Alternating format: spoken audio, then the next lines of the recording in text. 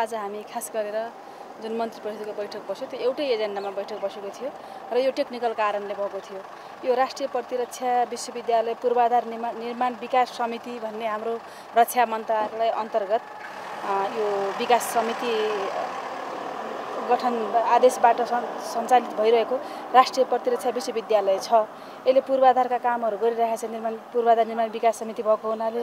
तर यसको समय के रहेछ भने 4 वर्षको लागि भनेर तोकिएको रहेछ। 4 वर्ष चाहिँ हाम्रो यो 26 गते पुग्दै रहेछ।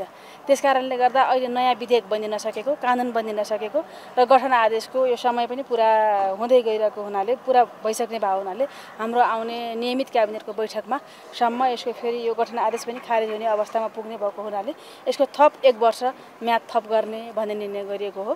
त्यसकारणले आजको जुन बैठक बस्यो त्यो एउटै एजेन्डाको निम्ति बैठक बसेको थियो र यसको विकास समितिको म्याद थप सम्बन्धी मात्र निर्णय भएको छ, अरू निर्णय केही पनि भएको छैन।